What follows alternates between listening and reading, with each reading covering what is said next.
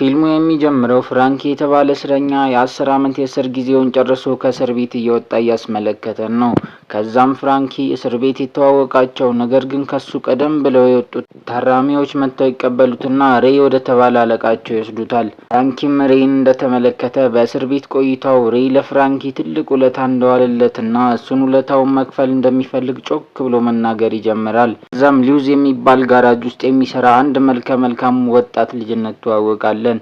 ይህ ልጅ ጄምስ የሚባል ሲሆን የራሱን ጋራጅ ከፍቶ ለመስራት በርከት ያለ ገንዘብ እንደሚያስፈልገውና ይህንንም ገንዘብ ከተለያዩ ባንኮች ሊያበድሩት ቢጠይቅም እንዳልተሳካለት እንረዳለን። ጄምስም በስራው ላይ ያለ ከበፊት የሚያውቃት አሚሊ የተባለች ሴት ወደ ጋራጅ ትመጣለች።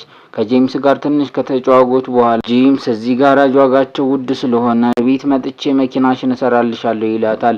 አሚሊም በሀሳቡ ተስማምታ የቤቷን አድራሻ ሰጥታው ትሄዳለች። ከዛም ጄምስ ወደ ቤቱ ተመልሶ የቤቱን በር ከፍቶ ሊገባ ሲል በጓሮ በኩል ድምጽ ይሰማል። እሱንም ለማጣራት ወደ ጓሮ ሲሄድ ፍራንኪ ቁጭ ብሎ እንመለከታለን። ከዛም ሁለቱ ወንድማማቾች መሆናቸውንና ጄምስ በፍራንኪ ምክንያት ለ2 ዓመት ያክል እንደታሰረ እንረዳለን። በማግስቱ ጧት ጄምስ ወደ አሚሊ ቤት በመሄድ መኪናዋን መስራት ይጀምራል።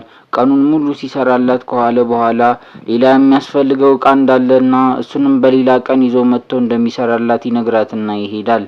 ከዛም ሁለቱ ወንድማማቾች አብረው መጠጣትና ማውራት ይጀምራሉ። ጄምስም ለወንድሙ የራሱን ጋራጅ መክፈት እንደሚፈልግና ያንን ለማድረግ ደግሞ በርከት ያለ ገንዘብ እንደሚያስፈልገው ይነግረዋል። ከዛም ፍራንኪ ጄምስን ወስዶ ከሬይና ከሹገር ጋር ያስተዋውቀዋል። ባንክ ሊዘርፉ እንደሆነና ቡድን እያሰባሰበ እንደሆነም ይነግረዋል። ጄምስንም ወስደው የሚዘርፉበትን እቅድ ሁሉንም ተነጋግረው ከጨረሱ በኋላ ጄምስ ወጥቶ ይሄዳል። ፍራንኪም ተከትሎ ጄምስን እንዲመለስ ይጠይቀዋል። እሱም ወንጀል መስራት እንደማይፈልግና በምንም አይነት አጋጣሚ ሰው መግደል እንደማይፈልግ ይነግረዋል። ፍራንኪም የተሻለውን ያክል ሊያሳምነው ቢሞክርም ጄምስ ባንክ መዝረፍ ቀላል እንዳልሆነ ነግሮት ይሄዳል። ከዛም ጄምስ ወደ አሚሊ ቤት ሄዶ መኪናዋን መስራት ይጀምራል።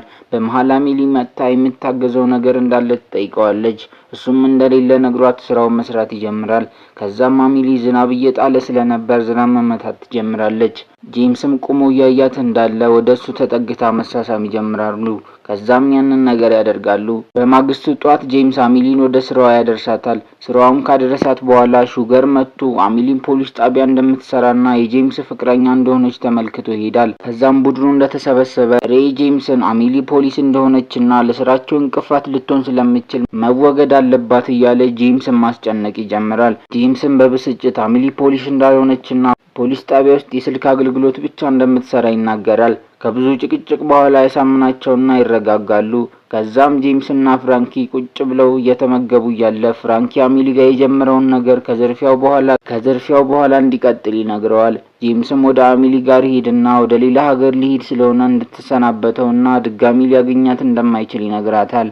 አሚሊን በብስጭት መኪናዋን የሰራበትን ገንዘብ አውጥታ ውሰድልኝ በማለት ከቤት እንዲወጣ ታዘዋለች።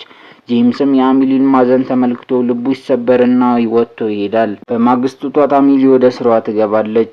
ወደና ጄምስ እንመለስ ደግሞ የባንክ ዘርፊያቸውን ለማከናወን እንዲረዳቸው በተለያዩ የከተማዋ ጎዳና ላይ ቦምብ በማፈንዳት የፖሊሶችን ትኩረት ፍንዳታው ላይ ብቻ እንዲሆን ያደርጋሉ።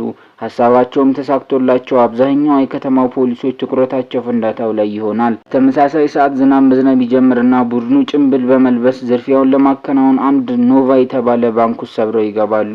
ከዛም ፍራንኪ ውስጥ ያሉትን ሰዎች በሙሉ ስልካቸውን መቀበል ሲጀምር ሹገር ደግሞ ሰዎቹን ሰብሰብ አድርጎ አንድ ቦታ ያደርጋቸዋል።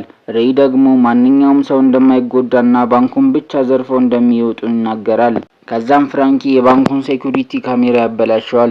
ሬይና ሹገር ደግሞ የባንኩን ማናጀር ካዝናውን እንዲከፍትላቸው ማስጨነቅ ይጀምራሉ። ካዝናውን ካስከፈቱት በኋላ ሬይ የባንኩን ማናጀር ተኩሶ ይገለዋል። ከዛም እያንዳንዱን ካዝና እየሰበሩ ገንዘቡን ሻንጣ ውስጥ ማስገባት ይጀምራሉ። ጄምስ ደግሞ ቡድኑ እስከሚወጣ መኪና ውስጥ ነው መጠባበቅ ይጀምራል። ከዛም አንዲት መንገደኛ በመንገድ እያለፈች ያለ ባንክ ቤት ውስጥና ከርቀት ደግሞ ጄምስ መኪና ውስጥ ጭንብል ለብሶ ስታያቸው በመደናገጥ ወጥታ ሄዳ ለፖሊስ ትደውላለች።